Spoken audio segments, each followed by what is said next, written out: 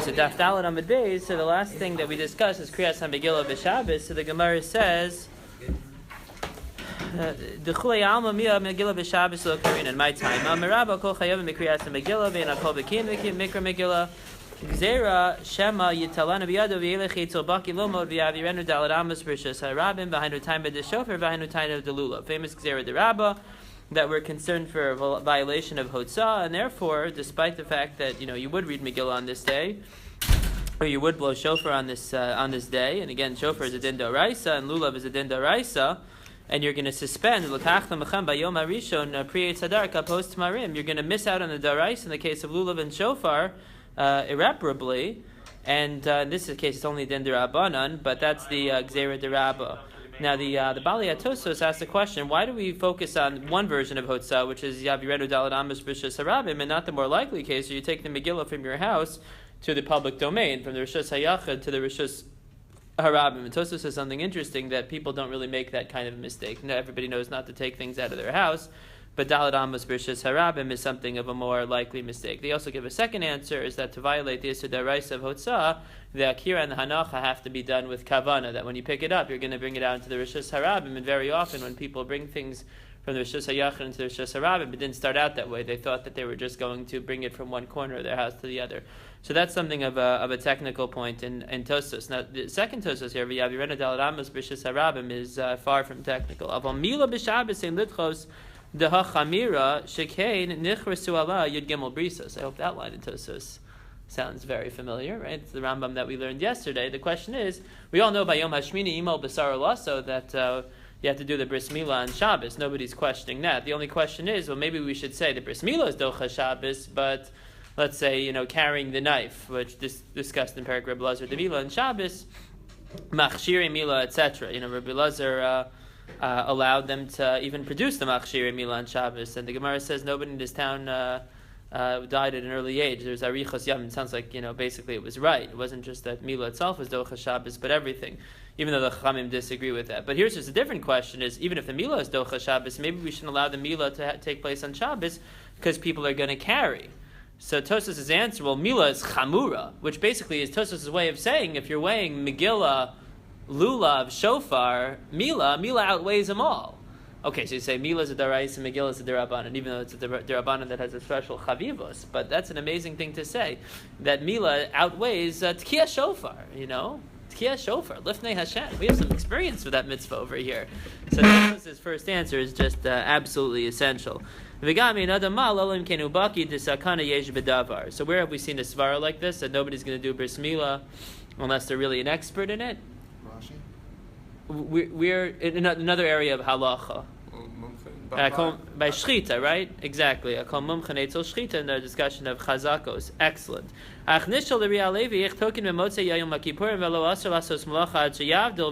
moreover, not just it's a question of doing malacha before havdalah. Why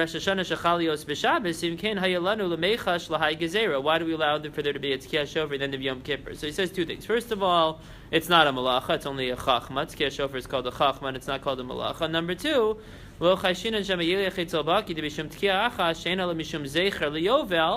remember, every 50 years they used to blow the shofar on Yom Kippur of the Yovel year.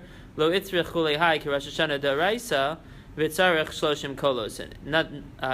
to that, Rabbeinu Shmuel Omer Davka b'Shabbos Rosh Hashanah de'imavir Abrahamis Rishus HaRab Mika Yisur D'Oraisa Baha Vada Yesh Lechash Aval Motzei Yom HaKippurim Dafilu Imaviro Daled Amos Rishus HaRabim Lo Havi Ela Isur D'Rabanan V'ha Vada Lo Gazer Dehevi Gzera L'Gzera. Because once you're already in Motzei Yom HaKippurim, so you're not really within the frame of Yom Kippur anymore. It's only a din of Tosefes at that point, and that's only going to be an Isser D'Rabanan. So to say that we're going to be concerned that somebody's going to carry on Yom Kippur in a period which is only an Isser Malacha Mid'Rabanan would constitute a Gezerah L'Gezerah. I just read that Tosos inside because I wanted you to appreciate that that's not an obvious thing. You could argue, as the Rambam does, that the Tosefes Yom Kippur is a din d'oraisa. Be all of that as it may, one of my favorite lines in all of Masechta Megillah is coming up. Rav Yosef Amar b'nei she'einayim shel aniyim nesuos b'mikra Megillah. Rav Yosef says because the eyes of the aniyim are lifted in Mikra Megillah. That is to say, Rashi quotes here, nesuos l'mikra Megillah l'kabel matanos ho'avyonim v'efshar b'Shabbos. Pasuk says in Perek Tes, Mishloach manos ish l'rei u'matanos la'evyonim. So matanos la'evyonim is a pasuk that they hear, and they recognize that they're going to be doing okay. I would say more broadly than that. It's not just a question of one pasuk, but the entire theme of the Megillah is v'nafochu. It's a sense of hope which is given, and people who are on the verge of absolute despair in their lives. So the Megillah reminds them that things can turn around. And the Balei HaTosfos make a very important point. Everybody thinks that we paskin like Rabbah. Certainly the Rambam paskins like Rabbah, but take a look at the Balei HaTosfos. It seems that he paskins like Rav Yosef. Rav Yosef Amrim Neshei Neim Shalniim Nesuos Mikra Megillah. Kerch Sarach Rav Yosef Lo Palig Ataymi de Rabbah. He's not disputing Rabbah. Dagabi Shover Lulav Lakatayma Acharina. Rav Yosef presumably would agree with Rabbah's psak that we don't take the lulav on Shabbos, don't blow the shofar on Shabbos. Mikol makom kamar hachatayma acharina mishum deika nafkusa. There is an afkamina miha b'mikdash shaleka shavos v'vilu hachi aser b'shamay svara to kamar Rav Yosef. We know that there's no concept of making a gzeira derabanan in the Beis Hamikdash. So in the Beis Hamikdash, you could read Megillah on Shabbos if it was only gzeira derabba, right? Ein shavos b'mikdash. So Rav Yosef comes along to say he wouldn't allow it there. Why? Because which means that we paskin like Rav Yosef. Because Rav Yosef isn't disputing Rabbah. Rav Yosef doesn't chime in, to dispute Rabbah in Masechas Rosh Hashanah. He doesn't chime in to dispute Rabbah in Masechas Sukkah. He disputes Rabbah in this particular location in Mikra Megillah. It's not even a dispute, Tosfos says. He's just adding on a reason, and Nafkamina would be in the Beis HaMikdash. So that's, again, one of my favorite lines in the entire Masechta. And there is another nafkamina. To show you that we really do have an echo of Rav Yosef. What do you mean? Despite the fact that we let them read early, we distribute matanos avyonim on that day. Adarabba mishum damruhu. Ella. So the Gemara corrects itself. Ho ve'amru shekvarim magdim liyom haknisa govin bo bayom mechalkin bo bayom b'nei sheneim shalnim nesuos b'mikra Megillah. The remarkable halacha that the bnei hakvarim, when they don't read on Yudalid, they read on the Yom HaKnisa. What other mitzvah always follows Mikra Megillah, no matter what? Matanos Savyonim. So they're going to do Matanos Savyonim, not on Yudalid. Aval Simcha, the Gemara says, Eina noheges ela bizmana. When it comes to Simcha, the din of Simcha, what do you think that he's referring to? The Su'uda and what's another din in Su'uda? Mishloach Manos, right? Yeah. Right, Mishloach Manos help you set up the Su'uda. So Rashi says, Simcha shel machal u'mishteh. So basically, those two mitzvahs, Shalach Manos and Su'uda, those always take place. Bizmana, Rashi says, Biyadalid, Mitoch Shichova Bo Bayom, Al Kol Yachid V'Yachid Kornos Afi. Oh, sorry, that's the next, no way to tell, but Bizmana there refers to the next section of the Gemara. Okay, so be that as it may, Rav Yosef has two halachic applications. First of all, the Beis HaMikdash, when we would say Ein Shavos B'Mikdash, number one. And number two, the second application of Rav Yosef would be for the Kfarim, when they're makdim the Yom HaKnisa, Matanos Avyonim always follows Mikra Megillah. The Rambam says, if you haven't joined the Rambam Chabur yet in the morning, you should join. So we're going to get to this. Favorite lines in all of the Rambam, where the Rambam talks about Matanos Avyonim, he says it's the most important thing that we do in terms of Simcha and Purim. Ein Simcha Gedolah Mefuara. There's no simcha like bringing joy to people who have a hard time in life. Just saw some very nice things Ben Sion was doing after Mincha with the Shliach Tzibor. There's no joy in life that can compare to bringing joy to somebody who has a hard time. And it doesn't say matanos la'aniyim; it says matanos la'avyonim, and there's a difference. The Gemara in Bava Metzia explains the difference. Aniyim is somebody who's poor, and evyon is toyev l'chol davar. It transcends poverty. Yes, it's true they're poor, but an evyon is somebody who's ta'iv l'chol davar. He needs everything. He feels unwanted, disrespected, ignored, forgotten. Matanos levyonim, the idea is l'sameach leiv, the Rambam says, haniyim umlalim. It's a question of their pocketbook, which is also why, the Rambam quotes there a pasuk from Sefer Yeshayahu, lahachayos ruach shfalim, lahachayos shlomi leiv nidkayim. Yeah. So the one other time the Rambam quotes that in Matanos Laniyim, Hilchos Matanos Aniyim, he says there that if a person doesn't have any money but can smile at an ani, that's the Gemara in Baba Basra says that's maybe even a bigger mitzvah than giving money is to, like, you don't have any money to give the person, but you just say, I'm sorry, I don't have anything to give you, but I wish you well. So the Gemara says giving money, it gets you 6 brachos, but smiling at an ani gives you 11 brachos. This is machlokas rishonim. Does it mean smiling while giving money, or the simple reading of the Gemara? And many rishonim say it this way: is just forget about giving money. The most important thing is to be nice to the person. And the Gemara equally says, if you give a person $10 million, but you do it in a way that degrades the person, there's no mitzvah of tzedakah whatsoever. So when the Rambam paskins those halachos, he quotes the same pasuk that he quotes here. It's only 2 times the Mishnah Torah. Okay, now the Gemara that we'll do when we learn before Purim, we'll do some in Yoni. Please come to the office. Josh Orlean. So you'll miss that voice. I'll tell you guys, you'll miss that voice. You guys should get recorded, so that you can play it for yourselves in college and stuff. So this piece of Gemara we'll analyze extremely carefully in Shir. So let's just do the tip of the iceberg now. What we're going to do is a whole seminar on women's Megillah reading. So this is one of the major Makoros. Some of us started talking about this in the morning. So do you need a minyan for Mikra Megillah? Now obviously that'll have an impact on a women's Megillah reading. Why? We can't have a minyan. Right, well, right. So that they once you need a minyan, so you need 10 males above 13. So then. Do you need a minyan to read the Megillah? Consider like singing? So that's a separate question. Kol Isha. Right, exactly. So typically we wouldn't say that it's a problem of Kol Isha. The Gemara says that Kol Isha could even apply to speaking to a woman. The Gemara Mesechas Kiddushin. So the Kol Isha is applied across a very broad range. But let's assume it's not a problem of Kol Isha for a second. So the Gemara says, this is the top of Hey Amud Aleph, Amarav Megillah Bizmana Korin Osa Afilu B'Yachid Shelo Bizmana B'Asara. So Rab says Megillah fundamentally doesn't really need a minyan. Bizmana korin osa afilu biyachid shelo bizmana be'asara. But if it's not on the zman, so we'll have to define what it means. Not on the zman. Let's say for now it's not in Yudal, then you do need a minyan. So let's run to Rashi. Let's go to Rashi very quickly. So Rashi says Bizmana biyudalad mitoch shichova bo boyom al kol yachid v'yachid. Korin osa afilu biyachid. Akol korin ba'o v'ika pirsum hanes. Pirsum hanes is built into the day because you're reading it on Yudalad when it's a universal obligation. So pirsum hanes is already covered, and the Rashi says it's a chovas hayachid. Shelo bizmana kigon kvarim hamakdim and liyom haknisa, which could be Yud Aleph, Yud Beis, or Yud Gimel. Being very careful about this because every point here is disputed in the Rishonim. In korin osa lo be'asara deba'inan pirsum nisa. So if I were to ask you, Daniel, does Megillah fundamentally require a minyan according to Rashi? The answer is no. What Megillah requires is Pirsume Nisa.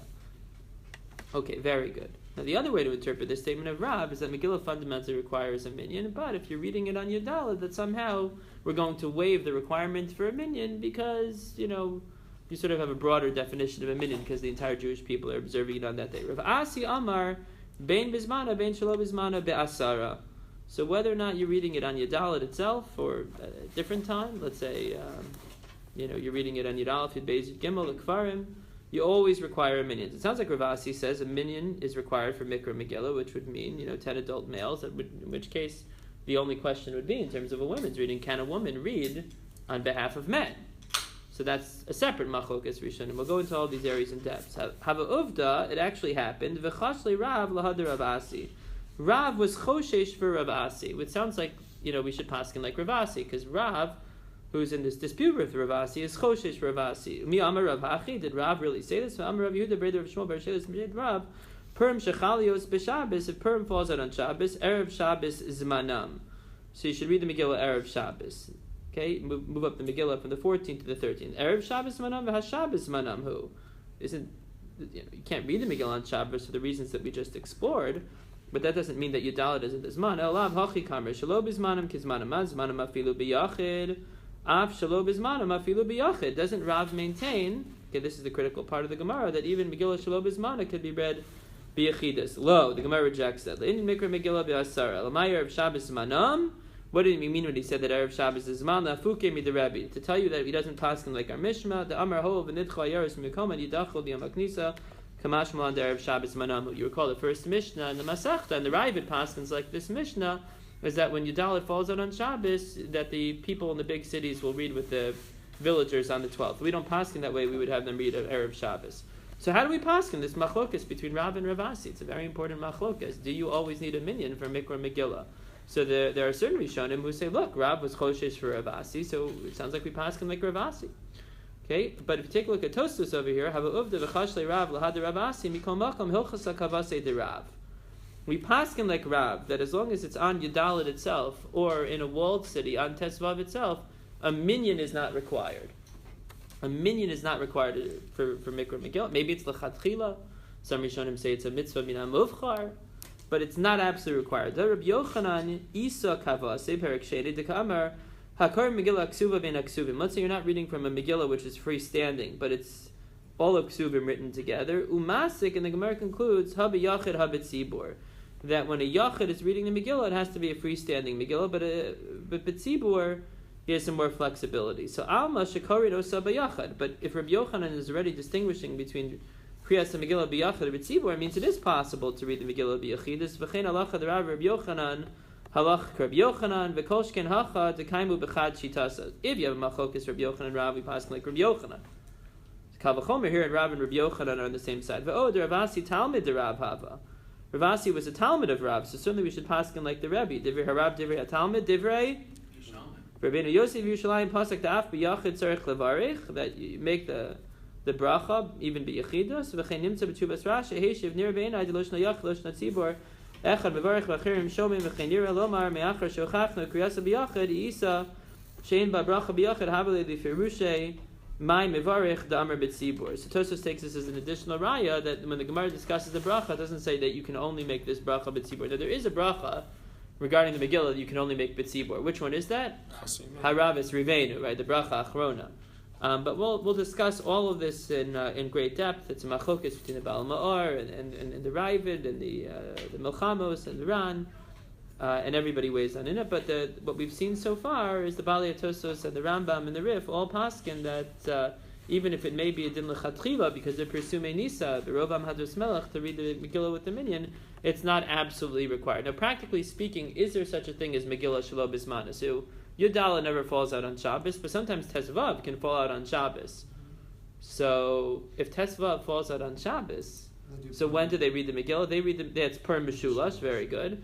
So they have the Megillah is read on Yudalid, which technically speaking is Shelo Bismana. So that would be a problem. Rab says, Shelo Bismana, you require a minyan. So a woman's reading in Yerushalayim in a per Meshula situation could be a significant problem. Okay, even if you hold that Rav only says that as a din l'chatchila, that he was choshish for Rabasi, as a din l'chatchila, but the evidence would be acceptable to organize a reading of the Megillah, Shelo Bismana. In other words, Yerushalayim, they're supposed to read on the 15th, so if it's the 14th, it's Shelo Bismana. To organize a reading of the Megillah where there's no minyan would be a problem. And so even people who did not have a problem with women's Megillah readings in general, maybe machmir in such a scenario. Okay, so again, when we get to this in Shir, just before Purim, we will discuss this in great depth, and everybody will write a position paper on women's Megillah readings. We'll go through all the relevant sources, but this Gemara will be one of the major sources that we have to deal with. Is a minyan required in general for Mikra Megillah? So Ravasi seems to maintain that a minyan is required. Now the question against Ravasi is going to be in the Rishonim, why isn't on the list of things where we have a full list of things like Kaddish and Baruch Hu and Kedusha, the Rebbe Kedusha require a minyan. Mikra Megillah is not on that list. So Ravasi would obviously have to explain why that is the case. Okay, so we'll hold it up there with the Mishnah. I think we're off tomorrow, right? Yeah. So I guess we'll have to pick it up on Tuesday.